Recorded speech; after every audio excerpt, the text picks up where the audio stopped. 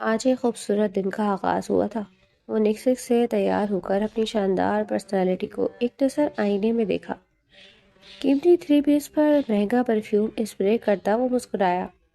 کاش جیسا سب نظر آ رہا ہے ایسا ہی حقیقت میں ہوتا۔ اس کی آنکھوں میں لمحہ بھر کو حسرت کے رنگ ابھرے اور پھر سر جھٹک کر باہر نکل آیا۔ باہر کھڑے ملازم نے سر سے پیر تک اسے دیکھا اور پھر ہاتھ میں پکڑا بوکے اس کی جانب بڑھا دیا۔ یہ سر کا حکم ہے اور انہیں تم پر پورا بھروسہ ہے کہ تم اپنا کام مکمل کرو گے۔ اس نے لب دبا کر سر ہلایا اور گاڑی میں بیٹھ گیا۔ گاڑی روانہ ہوئی مگر اس کا ذہن مختلف سوچوں میں گھرا ہوا تھا۔ خوبصورت گلدستہ لے کر مسٹر ہاشم کے گھر پہنچ گیا تھا، جہاں مسٹر اینڈ مسز ہاشم اس کا نہایت گرم جوشی سے استقبال کیا۔ اس کے شاندار بنگلے سے مرعوب ہوتا وہ ڈرائنگ روم میں آ بیٹھا۔ دونوں میاں بیوی اس سے باتوں میں مصروف تھے، جس کا وہ فرضی مسکراہٹ کے ساتھ جواب دے رہا تھا، لیکن در حقیقت سارا دھیان ایک ہی سوال پر اٹکا ہوا تھا کہ ان کی بیٹی پریزے کہاں ہے، جس کے لیے وہی ساری محنت کر رہا ہے۔ منہ اٹھا کر پوچھنا مناسب نہیں تھا، لہٰذا صبر کر کے بیٹھا رہا۔ شاید یہ لوگ وہی خود ہی تھوڑی دیر تک پریزے کو بلا کر اس کی ملاقات کروا دے۔ پریزے نہیں آئی ابھی تک، ہاشم صاحب نے بالآخر پوچھ ہی لیا۔ داؤد نے پہلو بدلا، دل تیزی سے دھڑک اٹھا تھا۔ مسز ہاشم مسکرائیں۔ وہ بس آتی ہی ہوگی، آپ لوگ آ جائیں، کھانا لگ گیا ہے، مسز ہاشم نے جواب دیتے ہوئے کہا۔ وہ سب کھانے کی میز کے گرد بیٹھے تھے، تبھی مسز ہاشم خوشی سے بولی، لے پریزے بھی آ گئی۔ وہ اپنے عقب میں داخلی دروازے کی جانب دیکھ نہیں پایا تھا، اس کی پشت تھی، لہٰذا وہ فوری آنے والی کو دیکھ نہ سکا، لیکن وہ خیال اسے بےتاب کر گیا تھا کہ نہ جانے وہ کیسی ہوگی، وہ پہلے کیا بات کرے گا اس سے۔ تب تک وہ گھوم کر اس کے مقابل اپنی ماں کے قریب آ کر بیٹھ چکی تھی۔ اسے دیکھتے ہی داؤد کو لگا جیسے سب کچھ تھم سا گیا ہے۔ وہ نازک سی جسم والی ایک پیاری سی لڑکی تھی، جس نے ہلکے پیازی رنگ میں کاٹن کا سوٹ پہن رکھا تھا، دوپٹہ کھندے پر تھا اور کمر تک آتے بال پونی ٹیل میں بندھے تھے اور لبوں پر مبہم سی مسکراہٹ ٹھہری ہوئی تھی۔ وہ اسے ایک نظر دیکھتی نظر جھکا گئی تھی۔ بیٹا یہ ہے داؤد صاحب، ان کے ساتھ ہی تمہارے پاپا نے بزنس ڈیل کی ہے۔ اسے دیکھ کر کھو سا گیا، اتنی معصوم اور خوبصورت تھی وہ۔ ہیلو، اس نے آہستگی سے کہا، اس کی آواز بھی اس کی جیسی نازک تھی۔ تعارف کے بعد کھانے کا آغاز ہوا اور ساتھ ساتھ ہاشم صاحب داؤد سے باتیں کر رہے تھے۔ وہ دونوں بہانے سے وہاں سے ہٹ گئے تھے۔ اب کمرے میں بس یہ دونوں ایک دوسرے کے مد مقابل تھے اور ان کے درمیان خاموشی تھی۔ غالباً دونوں میاں بیوی نے جان بوجھ کر انہیں یہ تنہائی فراہم کی تھی۔ کھانا بہت اچھا بنا ہے۔ خاموشی توڑنے کی کوئی اور بات نہ ملی تو داؤد نے تعریف کر دی۔ تھینکس، وہ مسکرائی، بٹ یہ میں نے نہیں بنایا، ملازمہ نے بنایا ہے۔ اس نے سادگی سے صاف گوئی کا مظاہرہ کیا۔ آپ کو کھانا بنانا نہیں آتا؟ داؤد نے مسکراہٹ دبا کر پوچھا۔ بہت شاندار نہیں کہ لازمی تعریف کی جائے، لیکن بنا لیتی ہوں۔ کھانا بنانے پر نہ صحیح، اپنے بارے میں سچ بولنے پر جو تعریف بنتی ہے۔ یہ بات داؤد نے دل سے کہی۔ اس کے گلابی لبوں پر مسکراہٹ بکھر گئی، جس کے باعث مزید پیاری لگی۔ ان لوگوں کے ساتھ اچھا خاصا وقت گزار کر بالآخر داؤد نے رخصت لی۔ گھر آ کر بھی اس کا سارا دھیان ایک لڑکی کی مسکراہٹ میں اٹکا رہا۔ اس کے دل و دماغ پر وہ پیاری سی لڑکی چھائی تھی۔ تبھی من کر رہا تھا کہ سارا ناٹک چھوڑ چھاڑ کر بس فوراً اسے شادی کر لے اور وہ اس کی باہوں میں ہو، پرسکون زندگی گزارے، لیکن ایسا ممکن نہیں تھا۔ اسی لیے صبر کرتے ہوئے پاس پڑے تکیے کو باہوں میں بھیجتے ہوئے آنکھیں موند کر تصور کرنے لگا کہ بس وہ من موہنی سی لڑکی اس کی باہوں میں ہو۔ بس بے چند روز بعد کا سورج طلوع ہوا۔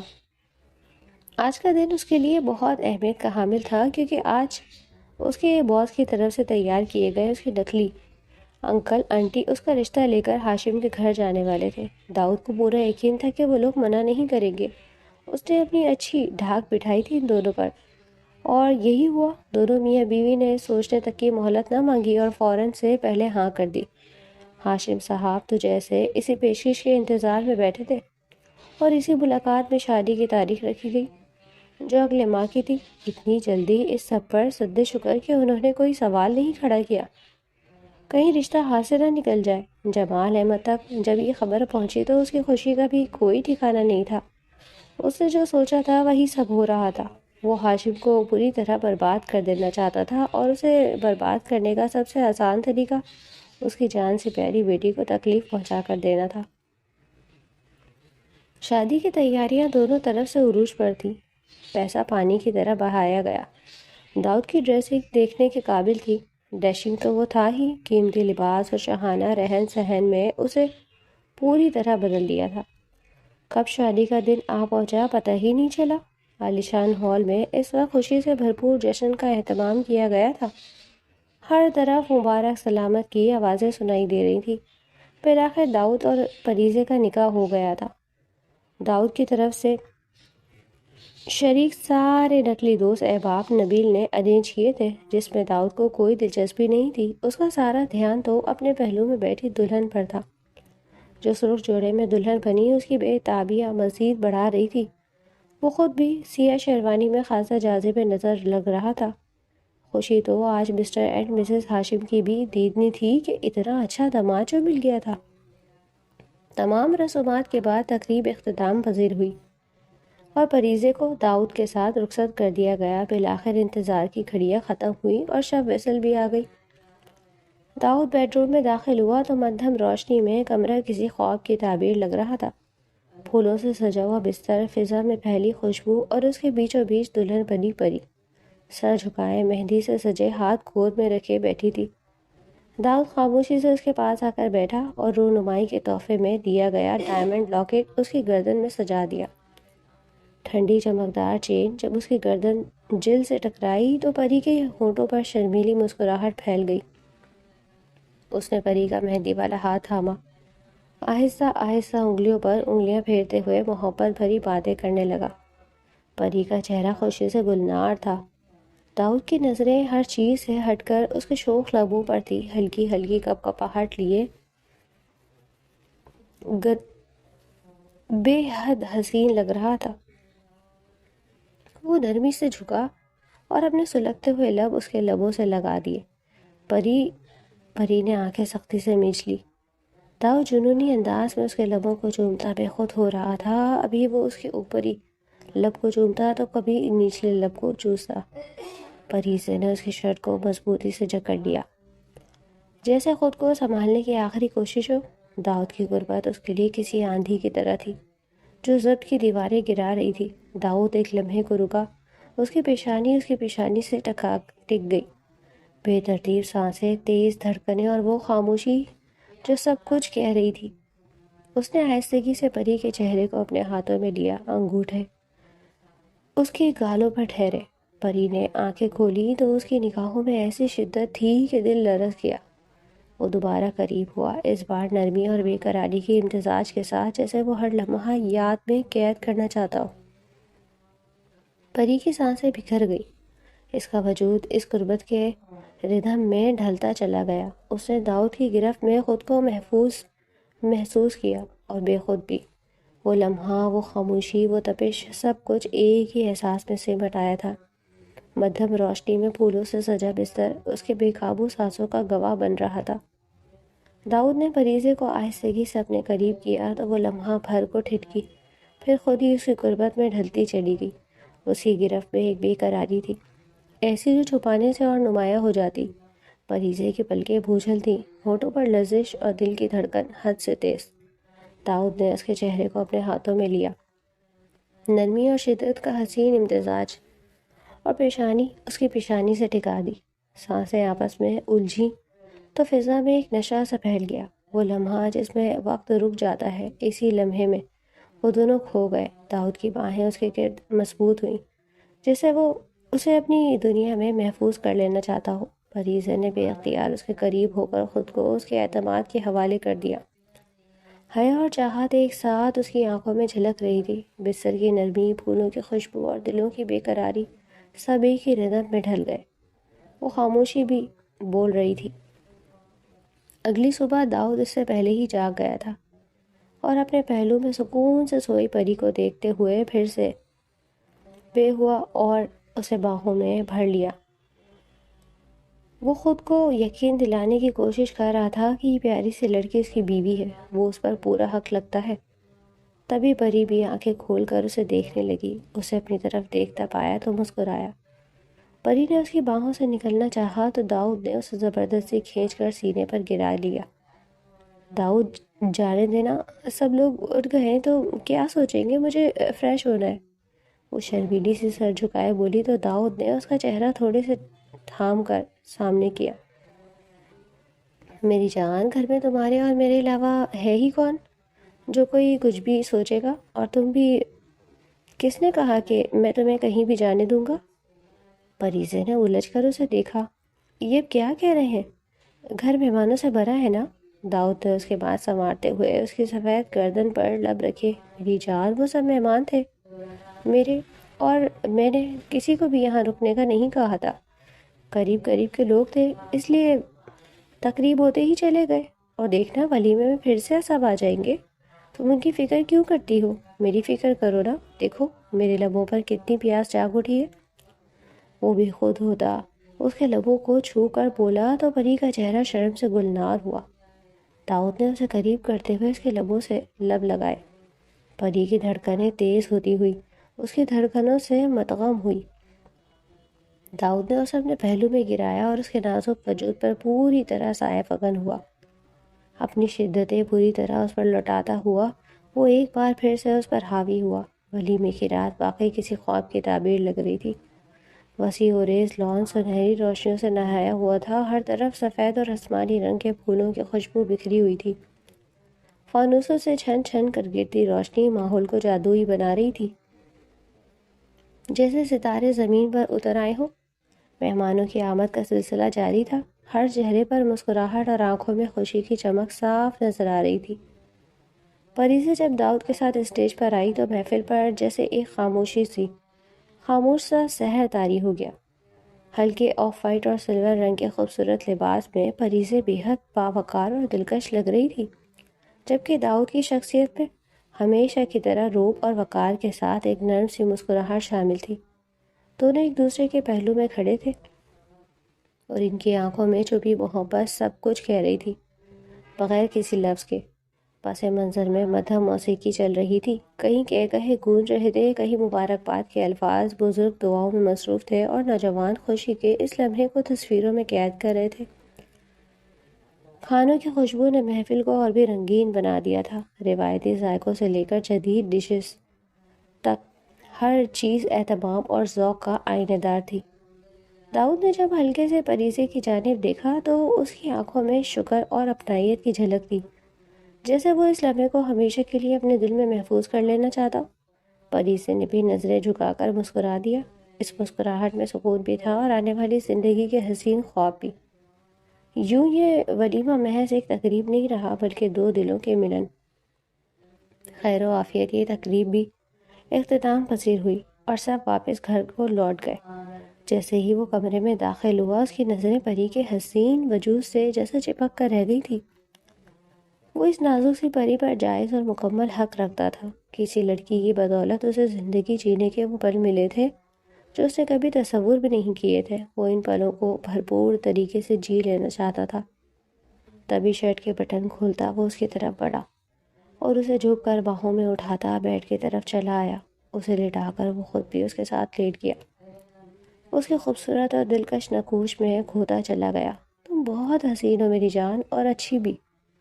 وہ اس کے گالوں کو چومتا ہوا کان میں سرگوشی کرتا بولا تو وہ ہنستے۔ اچھا، آپ کو ایک ہی دن میں اتنی جلدی پتہ چل گیا کہ میں اتنی اچھی ہوں؟ داؤد نے اس کے کندھے میں شرٹ سرکاتے ہوئے وہاں اپنے لب رکھے تھے۔ پری نے بے اختیار آنکھیں بند کی۔ ہاں، میں جانتا ہوں میری جان، تم بہت اچھی ہو اور ہمیشہ ایسے ہی رہنا، کبھی مجھ سے بدگمان مت ہونا، چاہے حالات کیسے بھی ہو۔ وہ بے خودی میں بولتا جس کی شہرک پر اپنی محبت کی مہر ثبت کرتا چلا گیا۔ پریزے نے بھی اپنی نازک بازو اس کے گرد لپیٹ کر جیسے خود کو اس کے حوالے کیا تھا۔ اس لیے میں فریضے کو لگ رہا تھا کہ اس سے بے پناہ محبت کرنے والا اس کا شوہر اس کی نیکی کا صلہ تھا جو خدا نے اسے عطا کیا تھا۔ شادی کے چند روز بعد دونوں ہنی مون کے لیے روانہ ہوئے تھے کیونکہ بہت زیادہ سے زیادہ وقت اس کی سنگت میں گزارنا چاہتا تھا۔ شادی کے شور و ہنگامے کے بعد جب زندگی پہلی بار سکون سے سانس لے رہی تھی تب پریزے اور داؤد ہنی مون کے لیے روانہ ہوئے۔ یہ سفر صرف ایک مقام تک نہیں تھا بلکہ دو دلوں کے درمیان قربت کا آغاز تھا۔ ہلکی سی سرد ہوا، نیلے آسمان پر بکھرے بادل اور دور تک پھیلے پہاڑ، قدرت جیسے ان کے لیے ہی مسکرا رہی تھی۔ ریزورٹ کی بالکنی سے وادی کا منظر دل کو چھو لینے والا تھا۔ پریزے سفید شال اوڑھے ریلنگ کے پاس کھڑی تھی جب داؤد خاموشی سے اس کے قریب آ کر کھڑا ہوا۔ یہ سب خواب لگ رہا ہے نا؟ داؤد کی آواز میں نرمی تھی۔ پریزے نے ہلکی مسکراہٹ کے ساتھ سر ہلایا۔ خواب جو تمہارے ساتھ حقیقت بن گیا ہے۔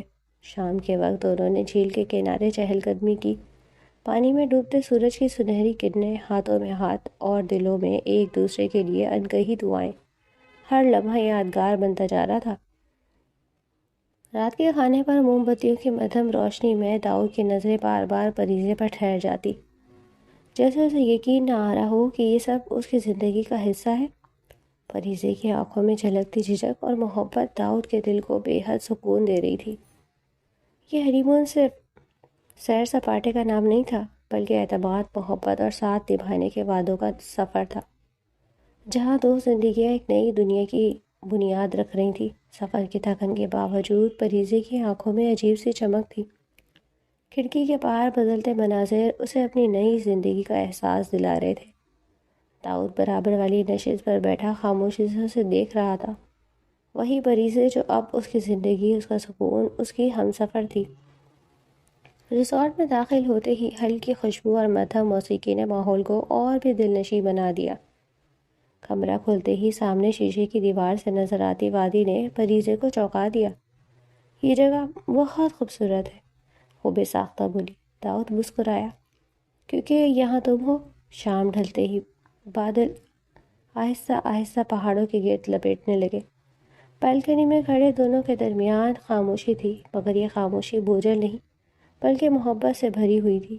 داؤد نے نرمی سے پریزے کا ہاتھ تھاما تو وہ چونکی نہیں، جیسے اب یہ لمس اس کا حق بن چکا ہو۔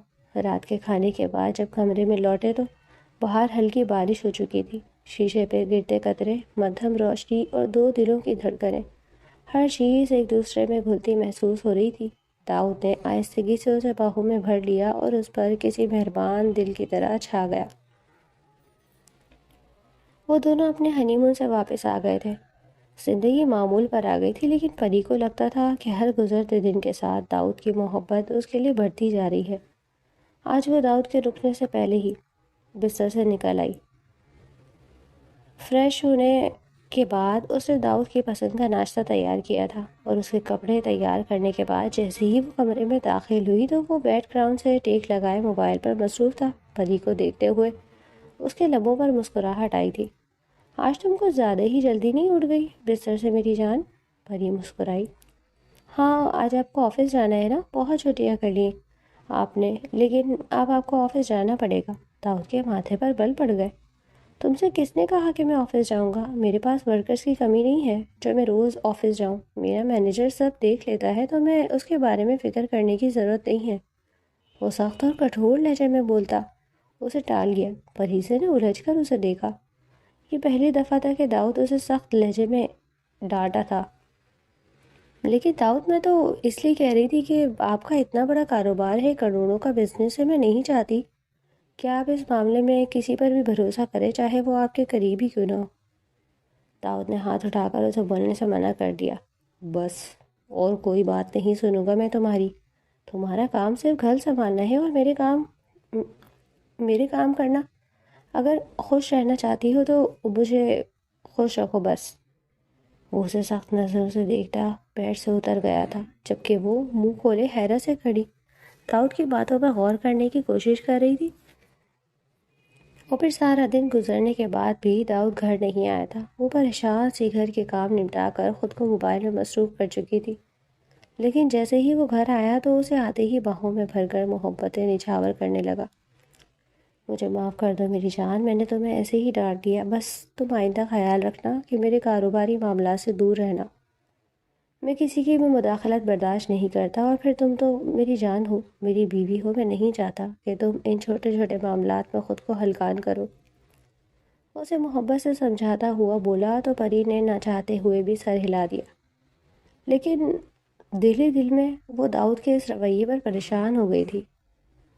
بہت دنوں کے بعد وہ آج گھر آئی تھی۔ داؤد آفس میں تھا اور وہ داؤد سے اجازت لینے کے بعد گھر آ گئی تھی۔ ہاشم اور سنیرا سے ملنے کے بعد اس کے دل کو جیسے تسلی ملی اور چہرے کی چمک میں اضافہ ہو گیا تھا۔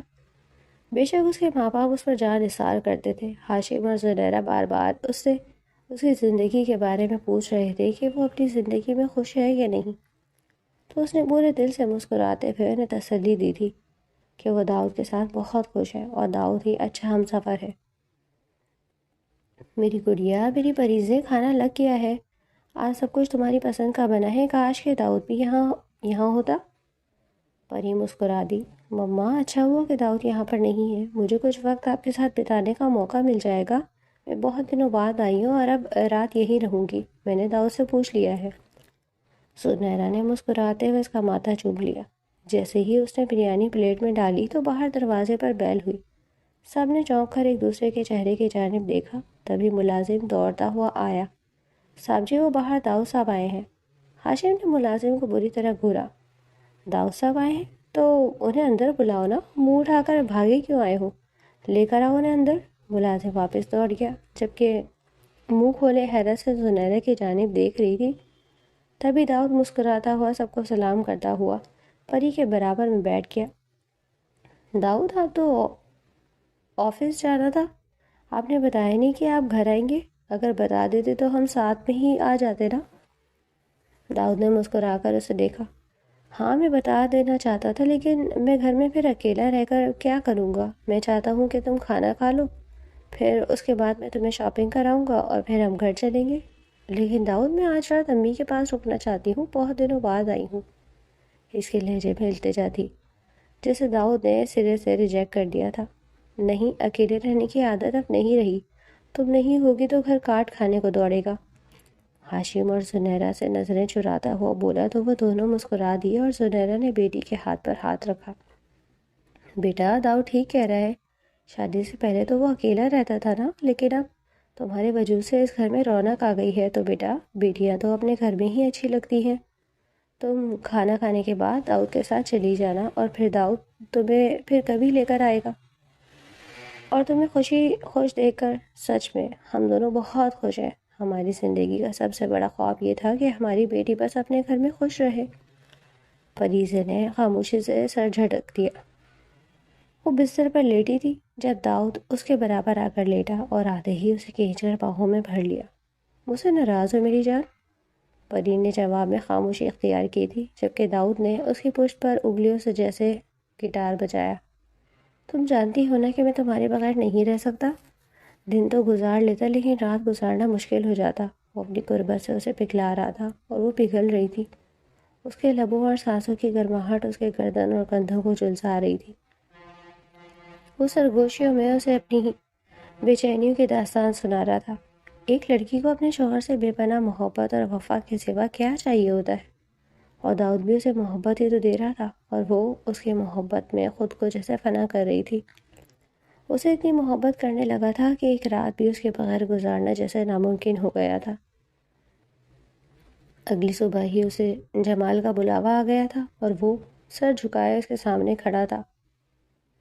ہاں داؤد، مجھے بتاؤ کیا صورتحال ہے، شادی کر کے کیسا لگ رہا ہے تمہیں ایک حسین لڑکی کی قربت میں اور اتنے شاندار لائف سٹائل کے ساتھ؟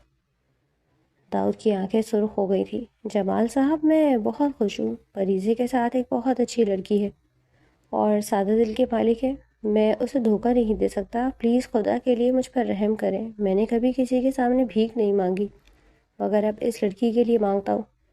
جمال ہنسنے لگا۔ لگتا ہے تمہیں ایک لڑکی کے حسن نے پاگل کر دیا ہے، مجنوں ہو گئے ہو، مجنوں۔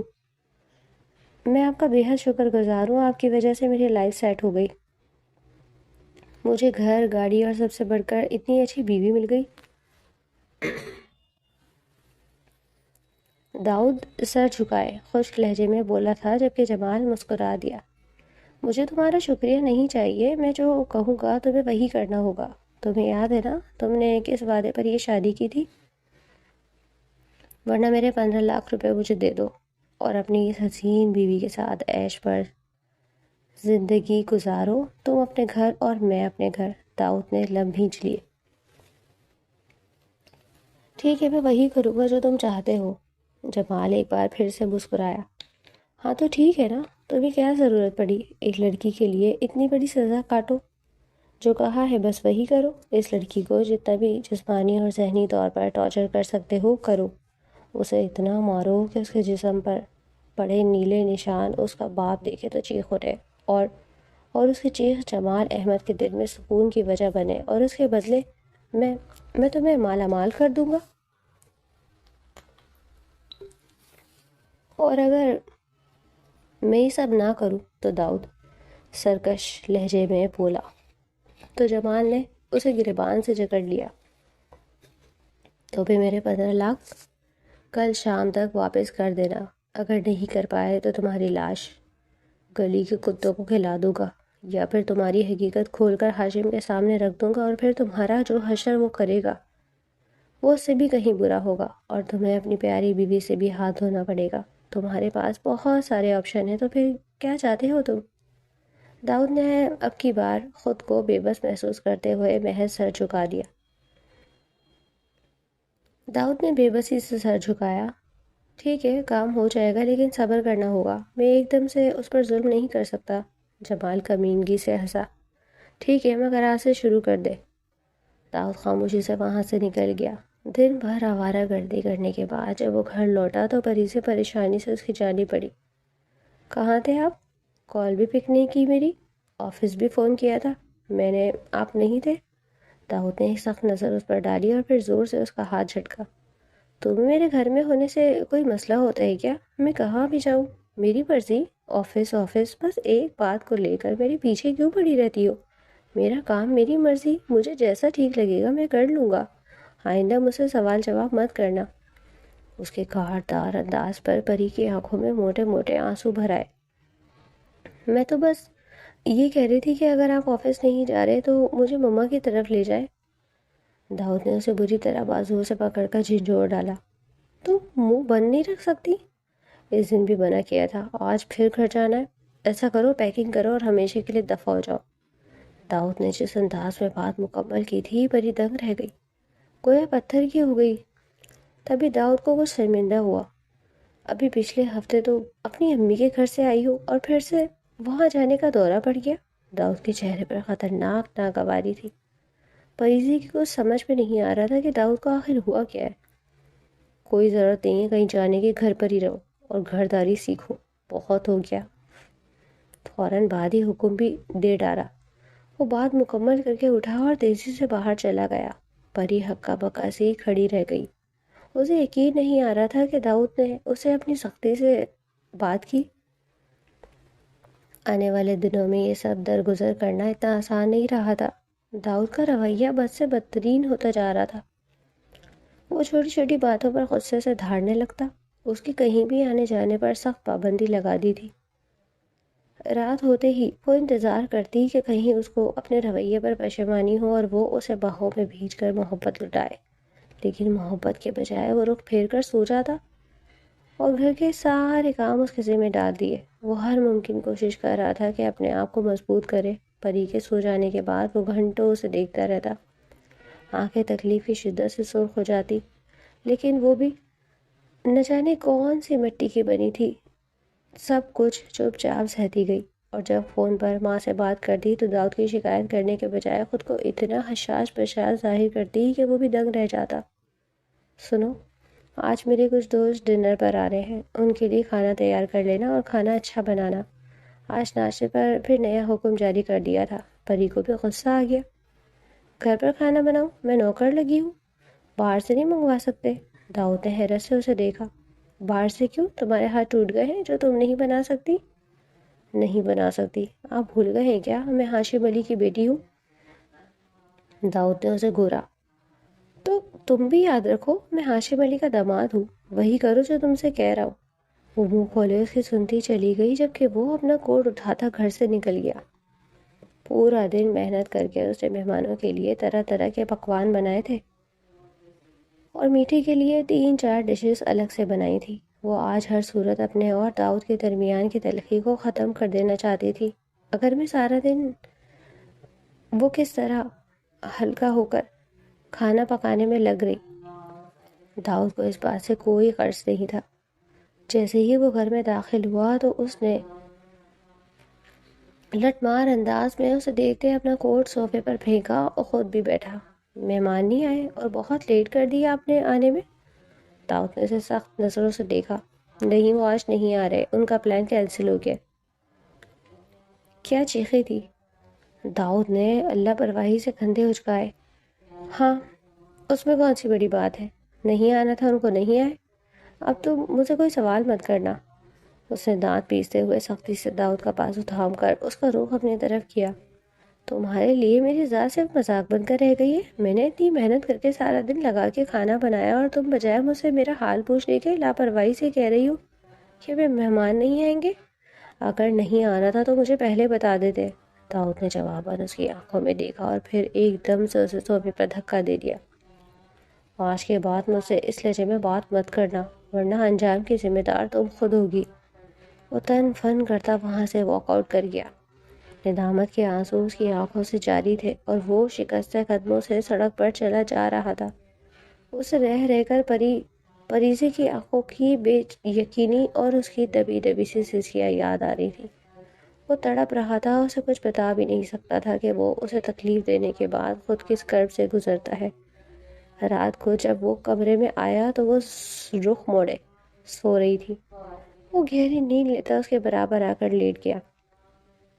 دل ہی دل میں اس کا شکر ادا کیا کہ وہ جلدی سو گئی تھی، ورنہ اس کی نظروں اور خاموش سوالوں سے وہ اندر ہی اندر تڑپ کر رہ جاتا۔ اچانک اس کی نظر پری کے بازو پر پڑی تو اس کا دل جیسے مٹی میں آ گیا۔ اس کا بازو پوری طرح جلا ہوا تھا اور اس لڑکی نے شاید اس پر کوئی مرہم بھی نہیں لگایا تھا۔ اس نے بے اختیار زخم کو چھو کر محسوس کرنا چاہا تو وہ نیند میں بھی سسک اٹھی اور بے اختیار آنکھیں کھول کر اپنے سامنے داؤد کو دیکھا جس کی آنکھوں میں اس لمحے نرمی تھی۔ پری، تمہارا ہاتھ جل گیا اور تم نے مجھے بتایا تک نہیں، اور تم نے کچھ لگایا کیوں نہیں اس پر؟ وہ اس کا ہاتھ تھامتا تڑپ اٹھا۔ پری نے اس کے ہاتھ سے اپنا ہاتھ کھینچا۔ مجھے کوئی ضرورت نہیں ہے تمہاری ہمدردی کی، میں اپنا خیال خود رکھ سکتی ہوں۔ داؤد نے بنا کچھ کہے اسے کھینچ کر باہوں میں بھر لیا۔ اس کی برداشت بس یہیں تک تھی۔ جس لڑکی سے وہ بے انتہا محبت کرتا تھا، اسے حاصل کرنے کے باوجود اسے تکلیف دینا، اور وہ بھی بنا کسی غلطی یا قصور کے، اسے ہمیشہ پشیمان ہی رکھتا۔ پری کے آنسو بہنے لگے۔ داؤد نے اس کے آنسو اپنے لبوں سے چنے تھے۔ مجھے معاف کر دو، میں نے تمہارے ساتھ بہت ظلم کیا، بہت ناانصافی کی تمہارے ساتھ۔ مرد ہو کر بھی وہ اس کی گود میں سر رکھتے ہوئے رو پڑا۔ وہ زندگی میں کبھی بھی اتنا بے بس نہیں ہوا تھا جتنا اس وقت خود کو محسوس کر رہا تھا۔ لیکن اب میں تمہیں حقیقت بتا دینا چاہتا ہوں۔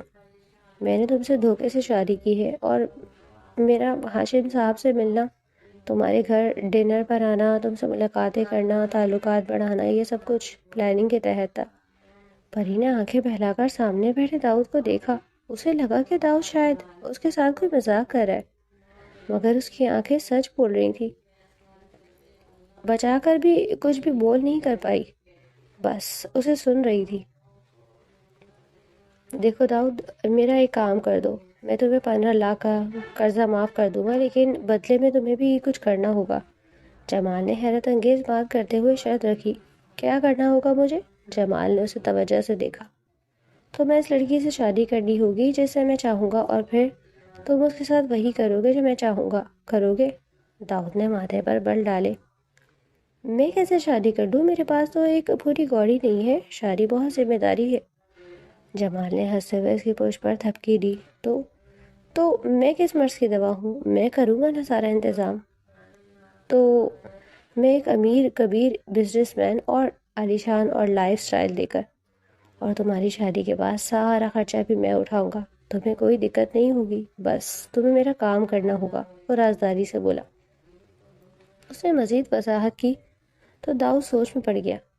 جمال کا کام کرتے رہنے سے اس کی زندگی کے بہت سارے مسائل حل ہو سکتے تھے۔ اس نے کچھ سوچتے ہوئے سر ہلایا۔ داؤد ایک متوسط گھرانے سے تعلق رکھتا تھا۔ باپ تو بچپن میں ہی گزر گیا تھا۔ ماں نے جیسے تیسے کر کے اسے تعلیم دلوائی تھی اور میٹرک کے بعد اس نے اپنے بلبوتے پر ایم اے تک تعلیم حاصل کی۔ وہ ان پڑھ سڑک چھاپ نہیں تھا۔ 2 سال پہلے ماں کے گزر جانے کے بعد وہ بری طرح ٹوٹ گیا تھا۔ اسے جاب کی اشد ضرورت تھی، لیکن بڑے بڑے اداروں میں سفارش کے بعد جاب کہاں ملتی تھی۔ کوئی چھوٹی موٹی جاب بھی وہ کر ہی لیتا، لیکن سامنے بیٹھے امپائر کے مالک تجربہ مانگتے تھے، اور تجربہ وہ کہاں سے لاتا؟ ابھی تو تعلیم مکمل کی تھی۔ پھر اس کی زندگی میں جمال آیا۔ اس نے کاروبار کرنے کے لیے جمال سے 15 لاکھ روپے قرضہ لیا تھا کہ کاروبار شروع کر سکے، اور پھر جیسے ہی وہ ترقی کرتا تو جمال کا سارا پیسہ اسے واپس لوٹا دیا جاتا۔ لیکن قسمت نے یہاں بھی اس کا ساتھ نہیں دیا تھا اور سارا پیسہ ڈوب گیا۔ کاروبار تو نہ چلا، لیکن جمال اس کے گریبان تک پہنچ گیا۔ اسے ہر حال میں پیسے چاہیے تھا، اور وہ اتنی بڑی رقم کہاں سے لاتا؟ ٹھیک ہے، میں ہاشم صاحب کی بیٹی سے شادی تو کر لوں گا، لیکن میں آپ سے پوچھنا چاہتا ہوں کہ آپ نے مجھے ہی کیوں چنا؟ آپ کے پاس تو ایک سے بڑھ کر ایک وفادار ہے جو آپ کا کام آرام سے کر دے گا۔ جمال نے اسے گہری نظر سے دیکھا۔ نہیں، تم بہت ہینڈسم ہو، اور لڑکی ہے تو ایسی صورت ایسی وجاہت پر مرتی ہے، اور مجھے پورا یقین ہے کہ تم ہاشم اور اس کی بیٹی کو ضرور پٹا لو گے، اور پھر پڑھے لکھے بھی ہو، انگلش بولنا خوب آتا ہے تمہیں، تو وہ لوگ تم پر آسانی سے بھروسہ کر لیں گے۔ جمال نے وجہ بتا دی۔ اور اگر میں یہ کام کرنے سے انکار کر دوں تو؟ جمال مسکرایا۔ تو پھر 2 دن کے اندر مجھے 15 لاکھ واپس کر دینا، ورنہ تیسرے دن تمہاری لاش کسی مردہ خانے میں ملے گی، لاوارث۔ داؤد کو سانپ سونگھ گیا۔ ٹھیک ہے، میں تیار ہوں، لیکن میں وجہ جاننا چاہتا ہوں کہ آپ ہاشم صاحب کو کیوں برباد کرنا چاہتے ہیں؟ جمال کی آنکھوں میں جیسا خون اتر آیا تھا۔ اسے بہت کچھ یاد آنے لگا تھا۔ ہاں، اب تو میرا اتنا بڑا کام کرو گے تو حقیقت جاننا تم پر لازم ہے۔ 2 سال پہلے ہاشم نے اپنے کچھ بندوں کے ذریعے میرا اربوں کا جو مال تھا وہ پکڑوا دیا تھا، اور میرا بہت بڑا نقصان ہوا تھا۔ یہ ڈیلنگ اس کی ایک ریسٹورنٹ میں ہو رہی تھی، اور اس کے بندوں نے غداری کی میرے ساتھ، لیکن اب میں اپنے اس نقصان کا بدلہ لینا چاہتا ہوں۔ اس کی ایک ہی بیٹی ہے جو اس کی بے حد لاڈلی ہے، اور میں چاہتا ہوں کہ تم اس کی بیٹی سے شادی کر کے اتنا اسے ٹارچر کرو کہ وہ برباد ہو جائے، گڑ گڑائے، مجھ سے معافیا مانگے۔ وہ خباثت سے ہنسا تھا۔ داؤد گہری سوچوں میں گم جمال کی باتیں سن رہا تھا۔ وہ خاموش ہوا تو پری نے سسکتے ہوئے اس ستمگر کو دیکھا جو اس کے سامنے بیٹھا سچائی بیان کرنے کے بعد اب سر جھکائے ہوئے تھا۔ داؤد کی میٹھی باتیں اور اس کی قربت کو وہ محبت سمجھ بیٹھی تھی، مگر وہ تو سب کچھ برباد کر دینے کے ارادے سے اس کی زندگی میں شامل ہوا تھا۔ یقین کرنا بہت مشکل تھا، لیکن سامنے بیٹھا شخص اس کی پہلی محبت تھا، اور وہ جانتی تھی کہ وہ اس کے سامنے جھوٹ نہیں بول رہا۔ اتنی ہمت کرتے ہوئے داؤد کے ہاتھ تھام کر سامنے کیے۔ تم نے ادھورا کام کیا ہے داؤد، اٹھو، مجھے مارو، مار کر میرا جسم نیلا کر دو، اور پھر طلاق دے کر میرے باپ کے دروازے پر پھینک دو۔ تمہارا 15 لاکھ کا قرض بھی معاف ہو جائے گا، اور تمہاری باقی کی زندگی بھی سنور جائے گی۔ تو کس چیز کا انتظار کرے ہو؟ زبان سے تو روز میری روح کو چھلنی کرتے آئے ہو، تو اب ان ہاتھوں سے بھی کرو۔ مارو مجھے، جتنا مار سکتے ہو مارو۔ وہ چلاتے ہوئے روتے ہوئے بول رہی تھی۔ داؤد نے زبردستی اسے اپنی پناہ میں سمیٹ لینا چاہا، لیکن وہ بری طرح مچلتے ہوئے سے دور ہوئی۔ میں تم سے نفرت کرتی ہوں داؤد، آج کے بعد مجھے کبھی بھی ہاتھ مت لگانا۔ وہ نفرت سے بولتے ہوئے مزید دور ہوئی تو داؤد کا دل جیسے اچھل کر حلق میں آ گیا۔ مجھے معاف کر دو پریزے، میں تمہاری زندگی میں دھوکے سے شامل ضرور ہوا ہوں، لیکن میرا خدا گواہ ہے، میں نے ہر لمحہ تم سے محبت کی ہے۔ جب تمہیں پہلی بار دیکھا تھا مجھے تم سے محبت ہو گئی تھی۔ میں نے تبھی ارادہ کر لیا تھا کہ میں تم سے شادی کرنے کے بعد تمہیں بہت دور لے جاؤں گا۔ بس جمال کا قرضہ ادا ہو جانے کی دیر تھی، اور پھر میں تمہیں یہ حقیقت کبھی نہیں بتاتا۔ میں تمہیں بہت خوش رکھنا چاہتا تھا، لیکن میری قسمت نے میرا ساتھ نہیں دیا، اور میری جاب بھی نہیں ملی۔ لیکن میں نے ہر لمحہ صرف تم سے محبت کی ہے۔ تمہیں تکلیف دینے کے بعد میں خود بھی تو اس اذیت سے گزرتا ہوں، ہو سکے تو مجھے معاف کر دینا۔ پری سر نفی میں ہلاتے ہوئے کمرے سے نکل گئی۔ داؤد پشیمان سا وہیں بیٹھا رہ گیا۔ پری کی بات سنتے ہوئے ہاشم کا خون کھول اٹھا اور کچھ ہی دیر بعد وہ ان کے گھر آ پہنچے تھے۔ پری روتے ہوئے ان کے سینے سے لگی سسک رہی تھی۔ ہاشم صاحب نے نفرت سے داؤد کی جانب دیکھا اور پھر اسے گریبان سے پکڑ کر گھسیٹ دیا۔ تم مجھ سے مقابلہ کرتے ہو؟ یہ جمال سے کہتے اگر مرد تھا تو مرد بن کر مقابلہ کرتے۔ اتنی ساری پلاننگ کرنے کی کیا ضرورت تھی؟ اور میری بیٹی کو تکلیف دے کر تم لوگ یہ سمجھتے ہو کہ میں تم سب کو چھوڑ دوں گا؟ تو یہ تم لوگوں کی بہت بڑی غلط فہمی ہے۔ وہ نفرت اور غصے سے چلائے تھے۔ داؤد نے خاموشی سے سر جھکا دیا۔ تبھی پری کا سر بری طرح چکرایا اور وہ ہاشم صاحب کے سینے سے لگی حواس کھو بیٹھی۔ ہاشم صاحب پریشانی کے عالم میں اس کا چہرہ تھپتھپاتے ہوئے بار بار اسے پکار رہے تھے، جبکہ داؤد نے آگے بڑھتے ہوئے اسے سنبھالنا چاہا تو انہوں نے ہاتھ کے اشارے سے اسے منع کر دیا اور پھر اپنی بیٹی کو اٹھا کر اس کے گھر سے نکل گئے۔ داؤد خالی نظروں سے دیکھتا بیٹھا چلا گیا۔ ان کی فیملی ڈاکٹر نے پری کا مکمل چیک اپ کرنے کے بعد زنیرہ کو پری کی امید سے ہونے کی خوشخبری دی تھی، اور لبوں پر ہاتھ رکھتے ہوئے سسک اٹھی تو زنیرہ نے بیٹی کا سر بے اختیار سینے سے لگا لیا۔ زندگی اسے نئے امتحان میں ڈال رہی تھی۔ وہ شکستہ حالت میں جمال کے سامنے بیٹھا تھا اور اس کے سامنے سر جھکائے ہوئے تھا۔ میں مزید یہ کام نہیں کر سکتا، میں اسے بہت تکلیف دے چکا ہوں۔ اپنی بیوی سے محبت کرنا کوئی گناہ نہیں ہے، جیسے بھی یہ نکاح ہوا مگر ہوا تو ہے نا۔ میں اسے اپنی بیوی مانتا ہوں اور میں اسے طلاق نہیں دوں گا، چاہے تم میرا سر ہی کیوں نہ قلم کر دو۔ اور تم ہاشم صاحب کو بہت غلط جج کر رہے ہو، اتنے کمزور ہرگز نہیں ہے۔ میں نے اپنی آنکھوں سے دیکھا ہے، وہ اپنی بیٹی کو سینے سے لگائے اس کی تکلیف پر تڑپ ضرور رہے تھے، مگر انہیں گرانا اور پھر ہرا دینا تمہارے بس کی بات نہیں۔ وہ صاف گوئی سے بولتا ہوا جمال کا خون گرما گیا تھا۔ وہ تیش کے مارے اٹھ کھڑا ہوا۔ تمہاری نیت پہ کھوٹ آ گیا تھا داؤد، جو تم نے میرا کام پورا نہیں کیا۔ میں نے تمہیں کہا تھا کہ اس کی بیٹی کو جسمانی ٹارچر کرو اور تم تو اسے بیوی بنا کر اس پر اپنی محبت لٹاتے پھر رہے ہو۔ اگر اسے جسمانی ٹارچر کیا ہوتا تو وہ ضرور اپنے باپ کو بتاتی اور وہ پریشان نہ ہوتا۔ کیا وہ پریشان نہ ہوتا؟ جمال کا غصہ سوا نیزے پر تھا، جبکہ وہ سر جھکائے ہوئے تھا۔ جو بھی ہو، میں اسے طلاق نہیں دوں گا۔ کمال نے دانت پیستے ہوئے اپنے آدمیوں کو خاص اشارہ کیا تھا۔ اس کا اشارہ ملتے ہی وہ بھوکے کتوں کی طرح داؤد پر ٹوٹ پڑے۔ اس نے خود کو بچانے کی کوشش تک نہیں کی تھی۔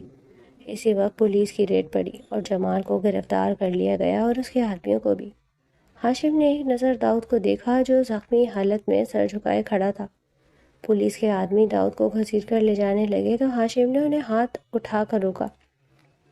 اسے چھوڑ دو، یہ میرا داماد ہے اور یہ بے قصور ہے، جمال کے کالے کارناموں کے بارے میں نہیں جانتا۔ سب کے جانے کے بعد داؤد سر جھکائے ان کے سامنے کھڑا ہوا۔ مجھے معاف کر دیں انکل، میں مجبور تھا۔ ہاشم نے اس کی پشت تھپکی۔ سب جانتا ہوں، میری بھی مجبوری ہے، میری فریضے نے تم سے بہت محبت کرتی ہے وہ، اور اب تو وہ خاموش ہو گئے۔ داؤد نے انہیں دیکھا تو وہ مسکرائے۔ گھر چلو، سب تمہارا انتظار کر رہے۔ داؤد یہ سنتے ہی ان کے گلے لگ گیا تھا۔